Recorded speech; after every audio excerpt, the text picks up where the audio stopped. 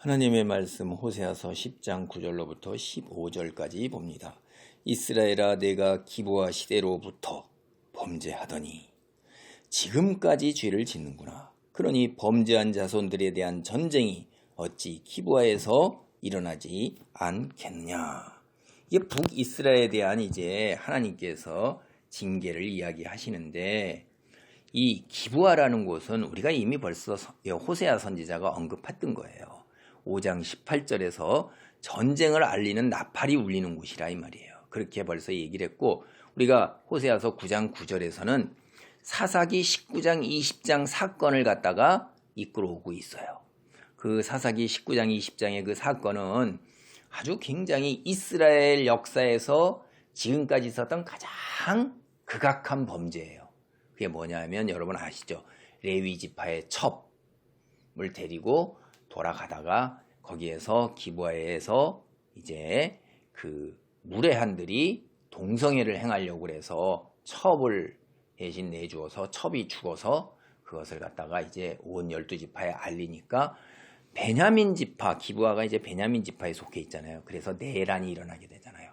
베냐민 지파가 잘못을 인정하지 아니하고 그 기브아 사람, 기브아의 그 악한들을 보호하기 위해서 나머지 11민족을 상대로 해서 전쟁하는 내란이 일어나는 곳이에요.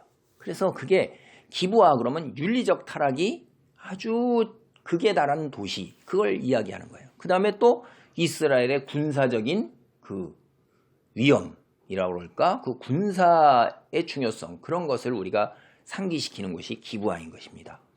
그래서 이런 기브아가 군사적으로 중요한 요충지다라고 이런 것들이 떠오르게 되는 것이 이제 사울 시대부터 일어나는 일이에요. 기브아 출신이 바로 사울이에요. 근데 사울은 하나님보다도 자신의 군사를 더 믿었던 사람이에요. 그래 거기에다 사울은 자기의 요새화된 궁궐을 지었어요. 성소 고각에서 그거를 1964년에 발굴을 해봤더니 그 요새가 나오는데 두께가 벽이 1.2m예요. 엄청나게 지은 거죠. 그러니까 사울이 하나님을 의뢰하지 아니한 거예요. 그래서 이 기브아 그러면 사울 시대에서부터 이스라엘의 행정적으로 군사적으로 굉장히 중요한 거의 수도에 버금가는 역할을 했다고 볼 수가 있어요.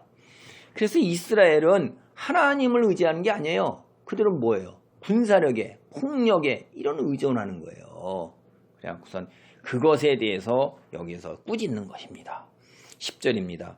내가 원하는 때에 그들을 징계하리니 그들이 두 가지 죄에 걸릴 때 만민이 모여서 그들을 치리라.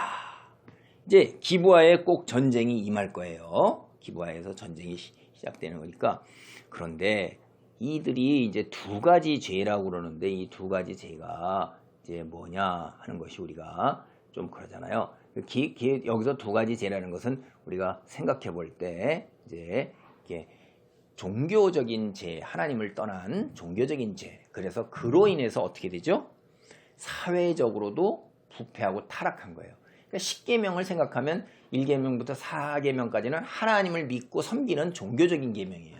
그러나 5계명서부터 10계명까지는 사회적인 계명이라 도덕윤리예요. 이 두 가지가 종교가 부패하면 그 사회는 다 부패하게 돼 있는 거예요. 이 두 가지 죄에 그들을 징계하려는 거예요. 그래서 11절입니다. 에브라임은 마치 길들인 암소 같아서 곡식 밟기를 좋아하나 내가 그의 아름다운 목에 멍에를 메우고 에브라임 위에 사람을 태우리니 유다가 밭을 갈고 야곱이 흙덩어리를 깨트리리라. 이 이스라엘이 유목민족이고 더불어서 농사도 지었잖아요. 그래서 이 농사짓는 비유가 많이 나오고 있습니다. 여기에서도 이제 농사짓는 비유가 나와요. 여러분 이 에브라임이 길들인 튼튼한 암소로 이제 비유가 되고 있어요. 근데 무엇만을 좋아해요? 곡식 밟기만을 좋아하는 거예요. 뒤에 가서 밭을 갈고 흙덩어리를 깨트리는 이거는 굉장히 힘든 일이에요. 농사 지어본 사람들은 알아요. 저도 들었는데 이때 소가 많이 힘들대요. 이제 쟁기질이라고 해갖고 땅을 깊이 갈아 엎어야 되는데 이게 힘드니까 그때 소 여물에다가 힘내라고 여러 가지 콩이니 뭐니 여러 가지 이렇게 좀 좋은 것들도 누르고 소도 쉬게 하면서 도닥거리고. 그런데 그 중에 힘드니까 워낙 사람이 앞에서 끌고 뒤에서도 이렇게 하고 격려해주고 두 마리씩 같이 하고 서로 짝지어서 이렇게 하고 그러는데 이게 쉬운 일이 아니에요. 그거 안 하는 거예요. 에브라임은 날로 먹는다 이 말이에요. 곡식 밟는 거예요. 곡식 밟는 건 뭐예요? 수확된 다음에 그거 탁탁탁 발아서 터는 일인데 그거는 그렇게 쉬운 일이란 말이에요. 그러니까 추수나 즐기려는 거예요. 다 수확된 다음에. 이게 정말로 어렵고 힘든 일 싫어하고 그것을 거저 먹으려고 그러는 것, 이게 얼마나 참 말도 안 되는 거잖아요. 이게 이스라엘은 그런 정도밖에 지나지 않는 거예요. 하나님께서 어떻게 해요? 너희가 하나님을 믿고 의지하고 순종하기는 싫어하면서 세상의 것들은 다 거두려고 그러는데 하나님께서 이제 너희를 절대 그대로 놔두지 않겠다. 멍에를 씌워서 너희로 하여금 밭을 일구게 하실 거다. 하나님께서 강제라도 너희를 어떻게든지 간에 하나님께 순종하도록 만드시겠다라는 것까지 우리가 나아가 볼 수가 있어요. 그래서 12절입니다. 너희가 자기를 위하여 공의를 심고 인애를 거두라. 너희 묵은 땅을 기경하라. 지금이 곧 여호와를 찾을 때니 마침내 여호와께서 오사 공의를 비처럼 너희에게 내리시리라. 자, 너희 해봐라. 너희 마음대로 해봐라. 이 자기를 위하여 공의를 심고 그 다음에 자기를 사랑하는 것, 이것은 세상의 것에 집착하는 거예요. 이 사람들은. 우리가 자기를 기준으로 해서 일을 추진하고 판단하고 행동하고 그 다음에 자기를 사랑하는 것이 다 뭐냐면 물질을 사랑하는 거요, 자기 중심적인 거요, 자기의 쾌락을 향유하는 거요, 자기의 자존심을 드내어서 사회적 권력과 위치와 사람들의 그런 걸 차지해서 사람들의 존경을 받아내는 거예요. 사람들 위에 군림하는 거예요. 그런 거예요. 해봐라 이 말이에요. 너희가. 그런데 어떻게 해요? 역설적으로 얘기하는 거예요. 지금이 곧 여호와를 찾을 때다. 이 말 중요한 말이죠. 지금 이제 마지막 최후의 통첩이에요. 지금 여호와를 찾아야 된다. 그렇지 않다면 넌 망한다. 왜? 여호와께서 마침내 여호와께서 오신다 이 말이에요. 그리고 하나님의 기준으로 하나님의 말씀으로 이제 비가 내리시는 것처럼 심판이 너에게 임한다는 거예요. 13절입니다. 너희는 악을 바꿔라 죄를 거두고 거짓 열매를 먹었나니 이는 내 길과 내 용서의 많음을 의뢰하였음이라. 여보세요. 제가 앞에서 말씀드렸죠. 너희를 위해서 공의를 심고 인애를 거두는 게 악을 바꾸는 거예요. 얼마나 모여서 앉아서 생각만 하면 다 머릿속으로 뭐 하는 거예요? 들키지만 않으면, 사람에게 드러나지만 않으면 수단 방법을 가리지 아니하고 세상의 것을 다 취하려고 드는 거예요. 욕심이 한이 없어요. 99마리 있는데 한 마리 가난한 자 양 가진 것까지 빼앗아 지가 채워요. 그걸로 거짓 열매를 먹고 있는 거예요. 위선이죠. 그리고 하나님을 의지하지 않습니다. 세상에 자기의 힘, 내 길, 그 다음에 내 용사의 많음, 정치하는 상류층조차도 군사적인 힘을 자랑하고 의지하고 그러는 거예요. 그 다음에 외교적으로 자기가 세상 사람들하고 평화를, 거짓 평화, 그렇죠? 동맹 맺고 이러는 걸 의지하는 거를 이제 얘기하는 거예요. 그래서 이제 14절입니다. 그러므로 너희 백성 중에 요란함이 일어나며 내 산성들이 다 무너지되 살만이 전쟁의 날에 벳 아벨을 무너뜨린 것 같이 될 것이라. 그때 어머니와 자식이 함께 부서졌도다.